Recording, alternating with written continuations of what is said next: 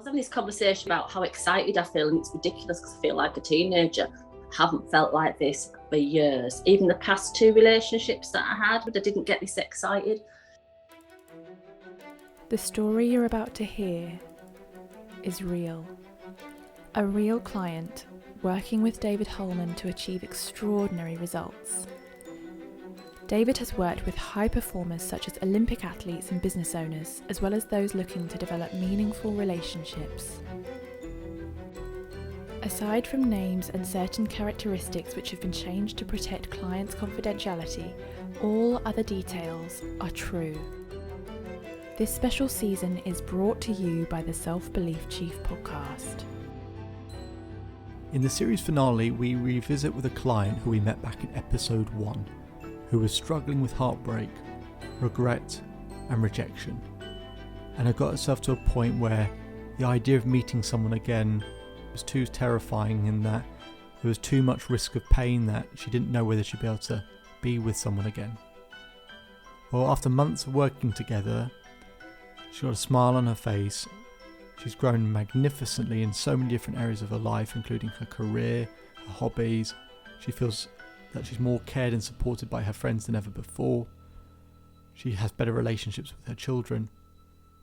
And in between one of our sessions, she sent an email. It was an email with some good news, and I couldn't wait to hear all about it. How was did you go on your date on Thursday? Yeah, I did. Yeah, okay. It was. Is that a good smile, or is it like? Yeah, no, this is a good smile. Okay. You know when you meet I was having this conversation about how excited I feel, and it's ridiculous because I feel like a teenager. I haven't felt like this for years. Even the past 2 relationships that I had, but I didn't get this excited.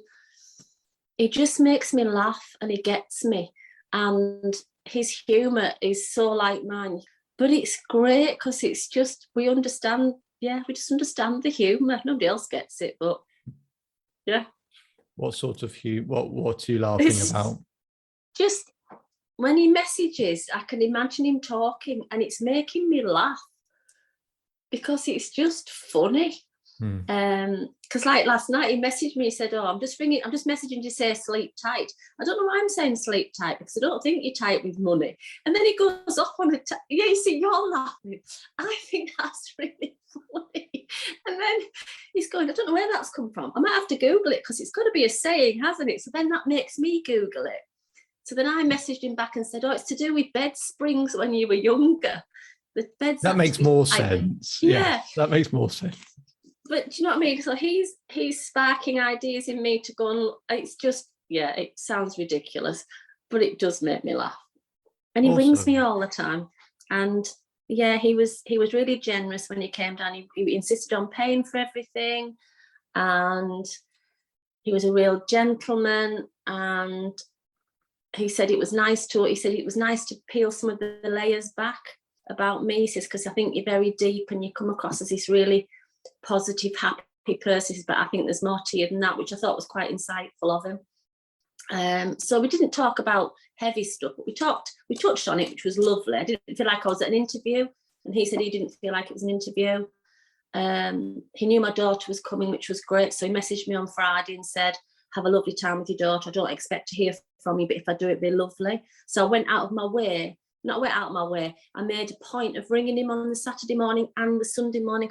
And he thought that was, he says, thank you for thinking it. So, because I wanted to. But he makes me smile. Lovely. So when you, what are your future plans? He's ringing me tonight and we're going to arrange to meet again. But he's told his sister about me, which I think is very strange. Oh. He's told, Is that good? I think it's good, is it? He went out with his sister on Saturday night to the theatre and he said, I've told my sister about you. It's not a bad thing. So. Yeah, I think that was quite good. And he just asks me the kind of things I like to do. And he says, what I love about you is you were always doing stuff and you're always having adventures. He says, I've never met anybody like you. And he said, I've imagined that if I just said to you, right, pack a bag and I'm not sure where we're going, we're just going to go in the car. He said, you'd just say yes, wouldn't you? He said, you wouldn't even ask, would you? I went, no, I wouldn't ask, I'd just get in the car. So he quite likes the adventure fun side of me. So it's very nice to hear. Well, yeah, thank you. Well done. I'm putting everything that you've told me into practice. So it's an amazing feeling as a coach when your clients, they implement the actions and they see the results they've always dreamt of. It was nice, the words that she said at the end, that she just put what I'd said into practice. But the truth is, as I said in a previous episode, life is not about learning, it's about implementation. And I can show clients how to improve the ability to implement, but I can't do it for them. I can ask the right questions or show them the right frameworks or models. And in this case, I took her through 5 steps in order to know how to attract her ideal partner, which step 1 is the vision, clearly of what you want. The second step is closing the gap. How do we close the gap between where you are and your ideal partner? Step 3 is the marketing plan. Step 4 is take action. And step 5 is test and learn, like anything in life. And she followed those actions down to a T, and she implemented it in her way that she could best do so. And I'm incredibly proud of her. Life is a really funny thing sometimes. It can feel like the darkest of places for such long phases of our life. Sometimes it's hard to see the picture when you're in the frame.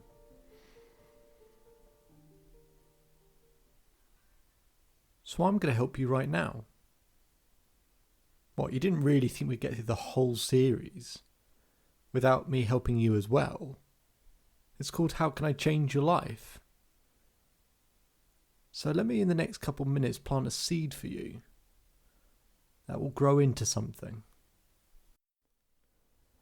I want you to imagine an empty chair opposite you, or you might be able to see an empty chair right now opposite you.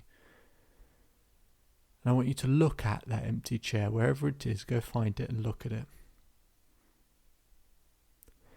And in that empty chair, there's actually someone sat there. I want you to see someone confident, capable, successful, full of love, kind, warm, can handle almost everything.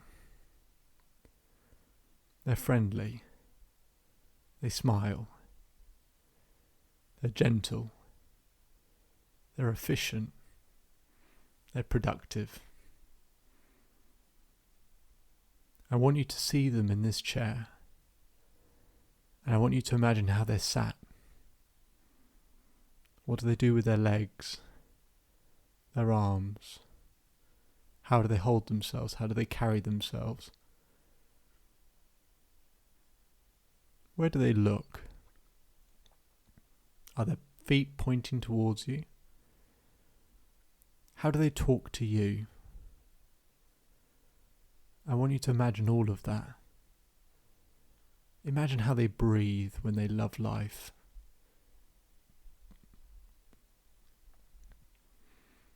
I want you to now imagine them standing up. Standing up. And again, how do they look? Someone that absolutely loves life. They have meaningful relationships. Great support. Wonderful people around them. They're a great communicator. They light up the room. They make people feel good about themselves. They as an individual feel good about themselves.